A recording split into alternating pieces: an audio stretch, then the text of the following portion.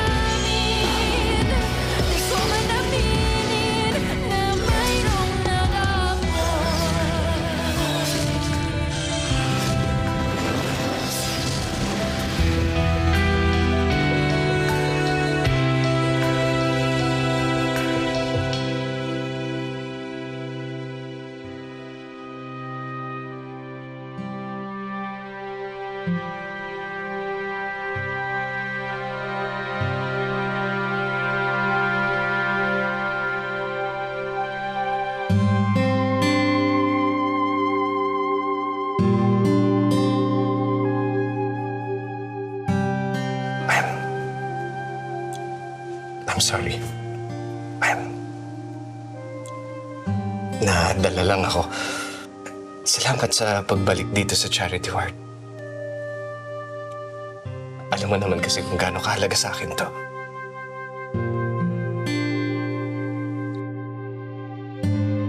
Huwag po kayong mahiya. Kuha lang po kayo dyan sa binili ko, tsaka dyan sa baon na dala ko. Philip! Wow!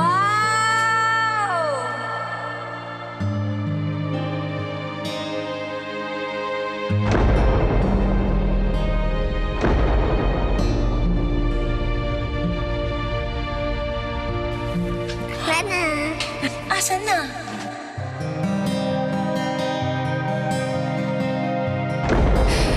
Maraming natulungan yung ospital na to noon. Pero dahil sa mga Buen Camino, maraming tao ay napagkaitan ng tulong na binibigay niyo. Kaya binabalik ko lang sa mga tao ay nararapat para sa kanila. Yung mga kinuha ng mga Buen Camino dahil sa galit nila sa pamilya mo. Papawiin natin lahat ng mga kinuha ng mga Buen Camino sa atin. Dapat mawala na yung kapangyarihan nila. Hindi na sila makapang-aabay muli.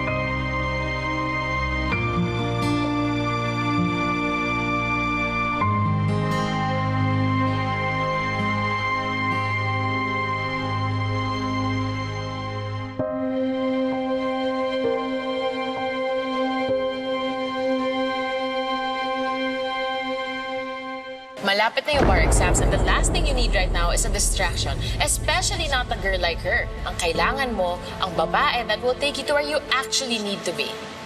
On top. Number 3. What? Number 3. Confirm! Number 3! Congratulations! Yes! Do you like your new home, Mrs. Bencamino? I love the sound of that. We're perfect with each other, for each other. Excited na si Mommy makita ka. Gumagalaw yung baby. Talaga? Feel it.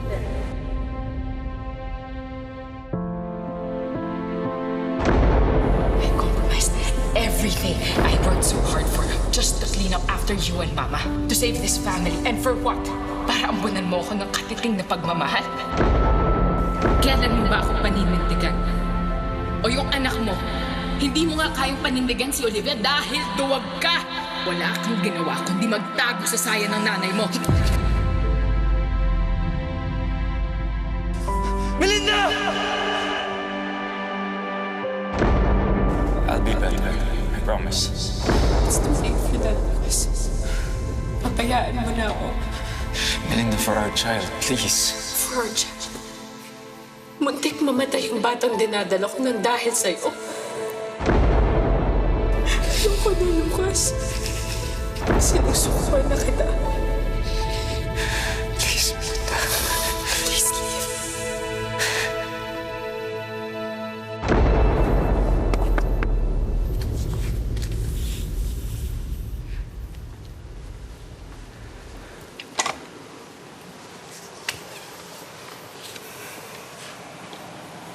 Melinda. Belinda! I just knew you'd come back.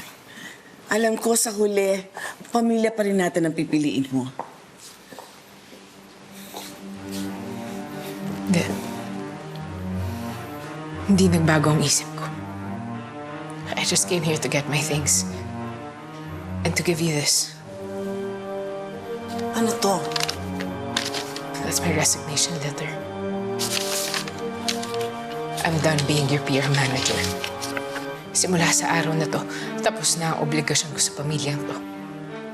I am so tired of cleaning up after you and Lucas. Melinda, baka naman pwedeng pag-usapan natin to. Don't do this. Mahalaga ka sa amin ni Lucas. Dahil kailangan niyo ko. Dahil napapakinabangan niyo ko. That's the only reason why you kept me, right? Hindi naman dahil mas mabuti akong asawa at daughter-in-law kaysa kay Olivia.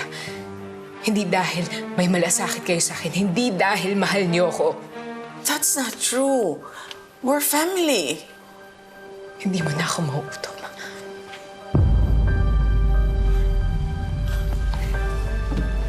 It's enough, Ma.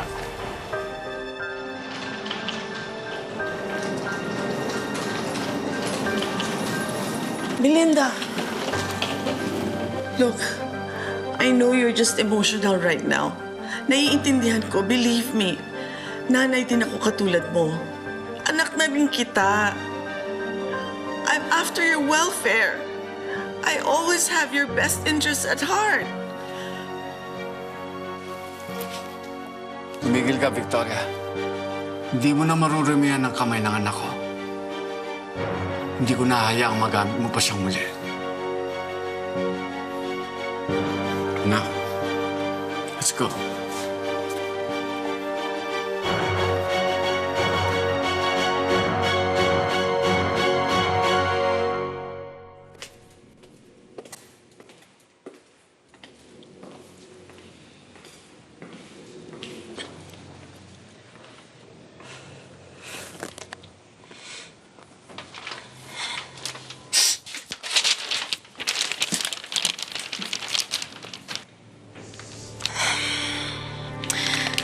Napabisita ka.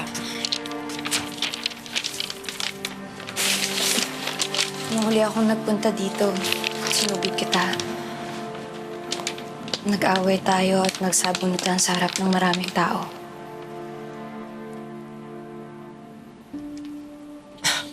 Grabe ka naman. Pumunta ka lang ba dito para ipaalala sa akin yan? Gusto mo ba ng round 2? Nandito ako para makipag-ayos sa'yo.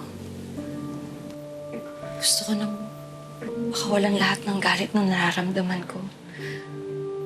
Para mas malinaw kong makita kung ano yung maganda at mabuti sa mundo. Kung anong nasa harapan ko. Noong una, ayokong tanggapin na hindi ginusto ni Philip na saktan ako. Mas madali sa akin na magalit sa kanya at sisihin siya para sa lahat ng sakit na nararamdaman ko. Pero ngayon, nakikita ko na paulit-ulit niyang sinusubukang patunayan sa akin na nagsisisi siya. Na kahit malaki yung kasalanan niya sa akin, hindi niya gusto ang mga nangyari.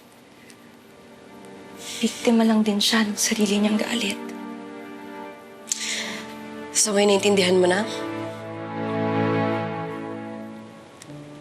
Mahal mo talaga si Philip. At mas malaki yung pagmamahal na nararamdaman mo kesa galit dyan sa puso mo.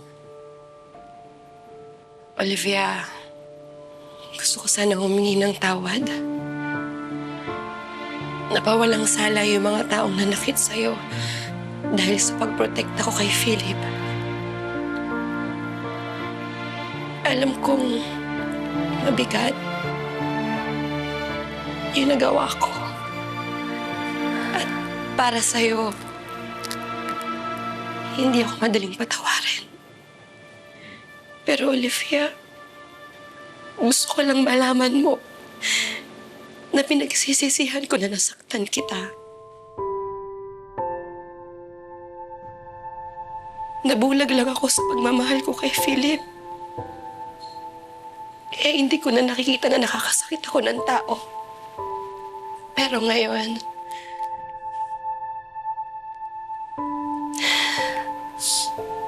pinapalaya ko na siya. Pinapalaya ko na rin yung sarili ko sa pagmamahal na yun.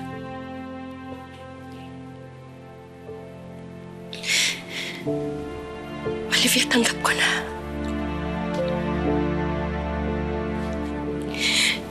Tanggap ko na ikaw yung magpapaligaya kay Philip.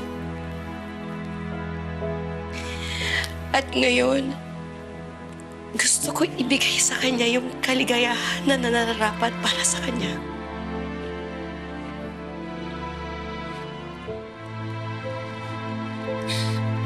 Sana paglipas ng panahon, matutunan natin ulit maging magkaibigan sa isa't isa. Hindi man ngayon, pero balang araw. Balang araw. Sige. Salamat sa oras mo.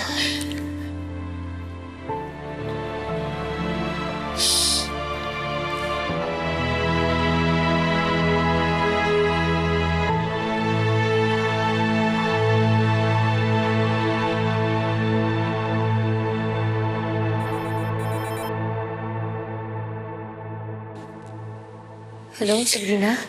Hello? Nakausap ko na si Minerva Alcantara. Pumayag na siya maging whistleblower laban kay Victoria. Salamat sa tulong mo, Sabrina. Sasabihin ko kaagad si Philip para makapaghanda kami.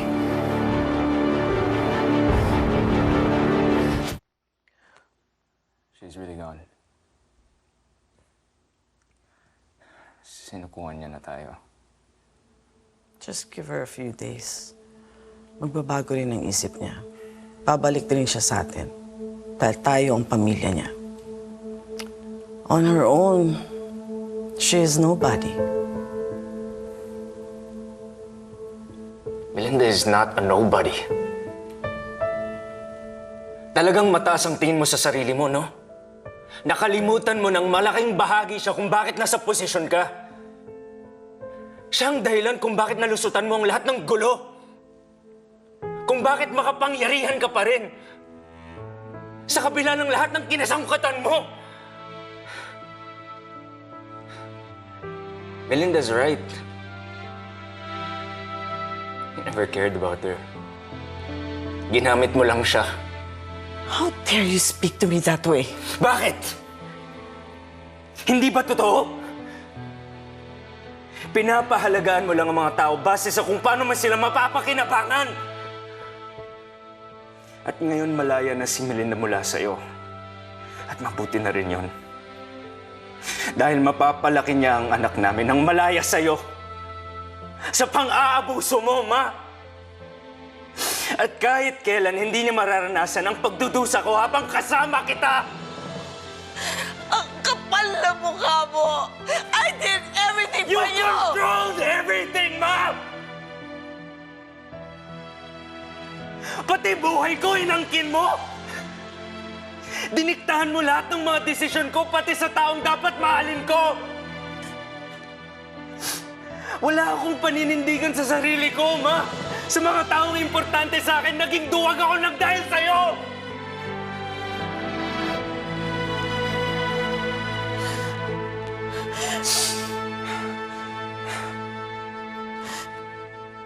Pero tatapusin ko na to. Hindi mo na papakialaman ang buhay ko. Lalong-lalo na ang pamilya ko. Poprotektahan ko si Melinda at ang anak ko mula sa'yo.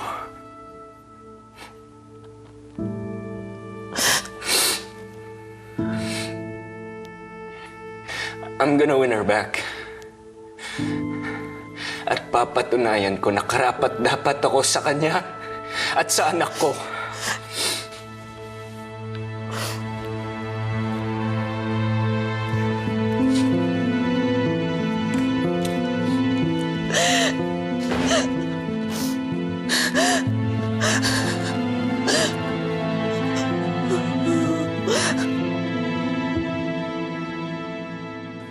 Beautiful, Madam. Perfect lighting. You. Madam, ba't hindi na naman maipinta yung mukha mo? Why do you look so gloomy? Madam, hindi ba? The V in Victoria stands for victory. Kaya, Madam, dapat ipakita natin sa Tweetbook Live ang ngiting tagumpay ni Congresswoman Victoria Buencamino. How can I feel victorious kung wala naman sa tabi ko ang pamilya ko? Ano pang saysay na nanalo ako if I have no one to share my victory with? Madam, andito naman ako. Ay, ayaw. Seriously, Madam, I'm sure po magkakaayos din kayo ni Attorney Lucas saka ni Ma'am Melinda. Hindi po kayo matitiis ng anak ninyo, Madam. I'm sure of that. So, Madam, cheer up! We are airing in 3, 2, 1.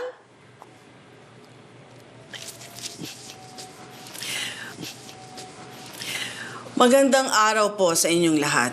Lalong-lalo na sa lahat ng mga sumusuporta sa akin. Gusto kong magpasalamat sa muling pagtitiwala sa akin at sa pag-upo ninyo sa akin sa pwesto.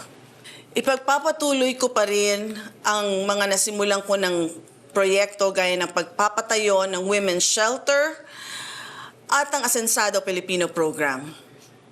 Balak ko rin pagtuunan ng pansin ang mga issues ng mental health and drug abuse. With that being said, I have so many projects this term dahil marami akong gustong tulungang mga tao. Muli, maraming salamat sa inyo at sana patuloy niyo akong susuportahan. Smile, smile, smile. Maintain smile. May live rin si Olivia Buencamino. Lipat tayo doon. Tinanggal ang charity ward dahil nalulugi ang ospital noon. Anong rason mo para ibalik to ngayon? Siniraan ng mga Buencamino ang Salazar Medical Center para tuluyan itong mabaon sa utang. Dahil dito, maraming taong napagkaitan ng tulong na binibigay ng ospital na to. May ilan na nalumubha ang sakit. Meron ding namatay. At ngayon na nakakabangon na ang ospital, gusto kong ibalik sa mga taong kinuha sa kanila ng mga Buencamino. Mabigat ang mga paratang mo sa mga Buen Camino? Anong pruweba ninyo laban sa kanila? Matagal na naming alam ang modus ng mga Buen Camino. Ginagawa nila yan sa lahat ng mga negosyong nakukuha nila. Parang kailan lang, ilang trabahador ang nagpoprotesta laban sa kanila. Ginagamit din ni Victoria ang koneksyon niya para isadlak ang mga negosyong gusto niyang bilhin sa paluging presyo. May magpapatotoo ng lahat ng ito. Narito ngayon ang former PhD Secretary na si Minerva Alcantara upang ating makapanayam. Miss Alcantara, matagal na panahon bago ka pumayag magsalita laban kay Congresswoman Buen Camino. Anong dahilan ng matapang mong pagharap sa amin ngayon? Matagal na sinuporta ni Victoria ang korupsyon na nangyayari sa departamento ko. She bribed me na magsagawa ng investigation sa Salazar Medical Center kahit wala namang violation na nangyayari dito. Kapalit ng pagpayag ko sa gusto niya.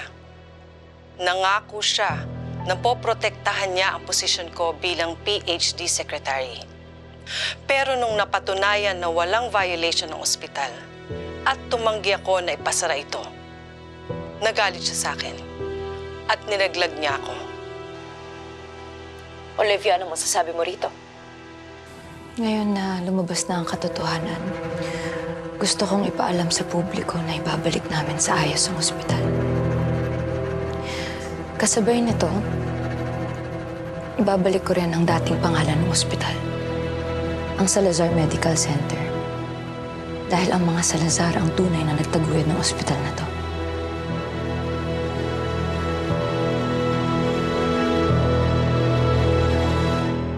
Yes! Expose her, Queen! Noon pa man, si Olivia Buen Camino na ang biktima, pati mga Salazar. Walang hiya talaga yung mga Buen Camino. Suportado ko kayo, Miss Olivia and Doc Philip. Salamat sa pagtulong nyo sa mga tao. Wisit! Nagkaposisyon pa sa gobyerno yung Victoria na yan? Thank you Bakit for pa kasi opening yan our eyes binoto? to what Victoria Buen Camino truly is. Salot talaga si Victoria Buen Camino. Di siya deserving manalo. Luto yan! Madam! Madam! Madam! Madam! Calm down, please, madam. Please, madam. Madam, calm down. Calm down. Walang iya ka, Olivia. Pagsisisihan mo na ako, kinalaban mo. Madam. Sit down.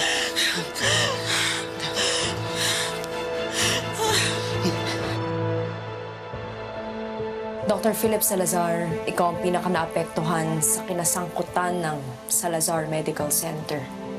Anong masasabi mo rito? Gaya ng ospital, marami na rin akong pinagdaanan.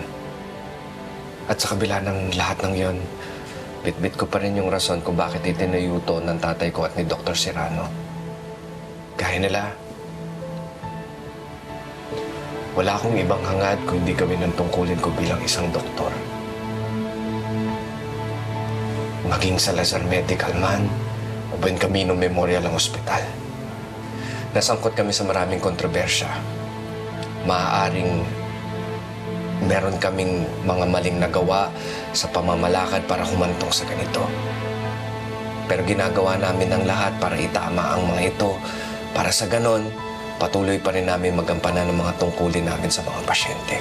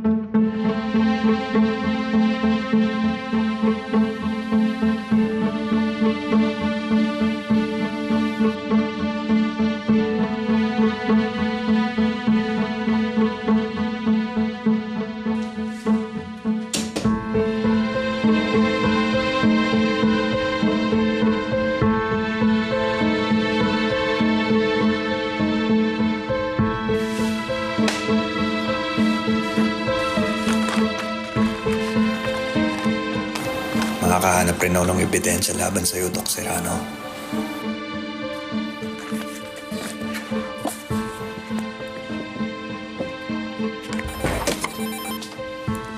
Captain Malvar.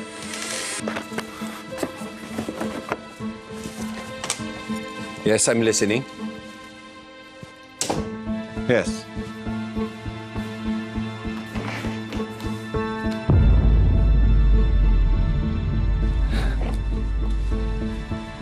Captain Malvar, sinend ko na sa iyo yung number na yan. Yes. Pakitrace naman. Ang tagal na akong ginugulo niyan eh. Tumawag nga yan sa akin yung isang araw. Sige na naman, please, para mahuli mo na. I'll wait for your call. Salamat, Captain Malvar.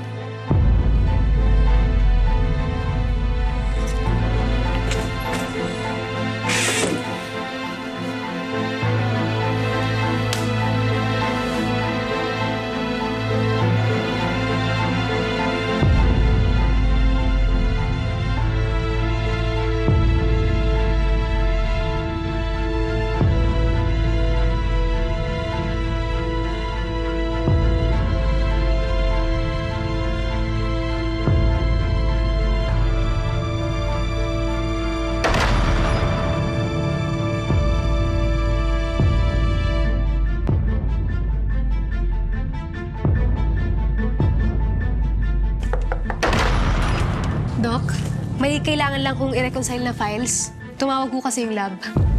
Okay.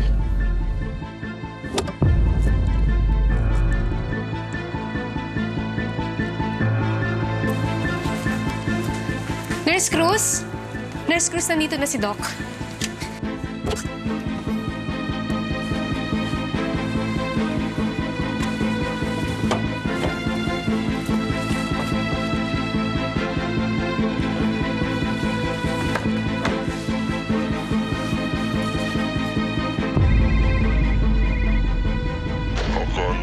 Maisahan mo ako.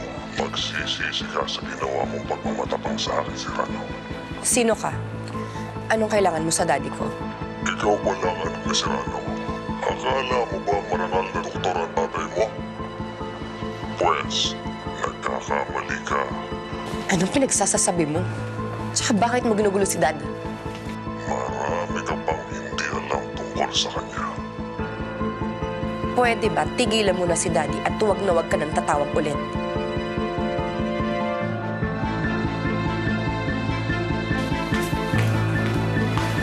Sofia?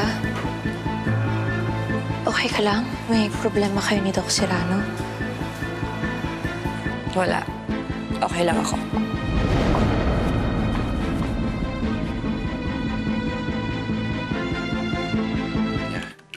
Maasa pa rin ako na balang araw babalik yung pagmamahal niya para sa akin. Alam mo, pre, ako rin. Ganyan din ako doon sa babaeng gusto ko.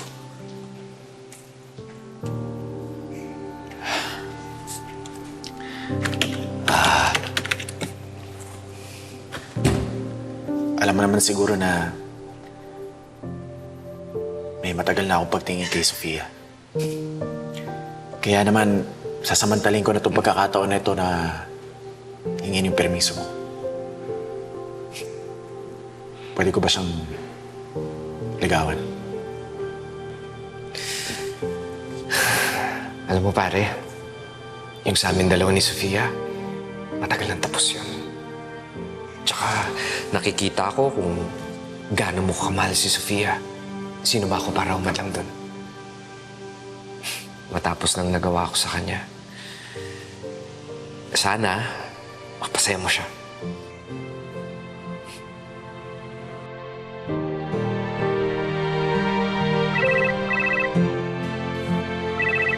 Oh. Nararamdaman niya na pinag-uusapan natin siya. Hello, Sofia.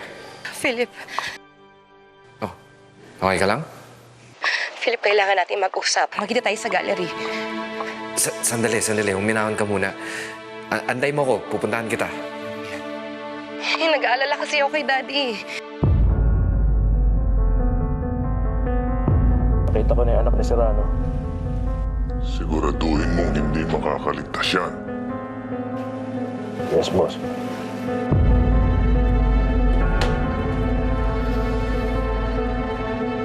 Sofia, ano bang problema? May nagawa siyang kasalanan. Ano?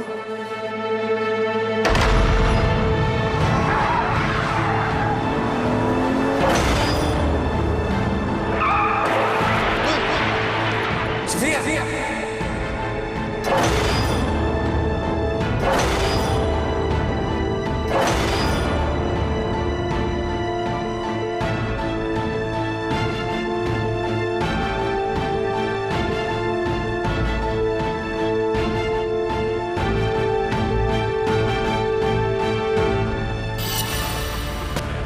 Sophia, huwag mo ako iwan. Dito ka lang. Stay with me. Bago siya maaksidente, meron siyang kausap sa phone. Mukhang malaki yung problema niya. I just want to see for myself kung paano mawala sa mundo ang Oliviang yan. Nasa panganib si Olivia. Ikaw sumira ng buhay ko at ng pamilya ko. Pagbabayaran mo to, Olivia.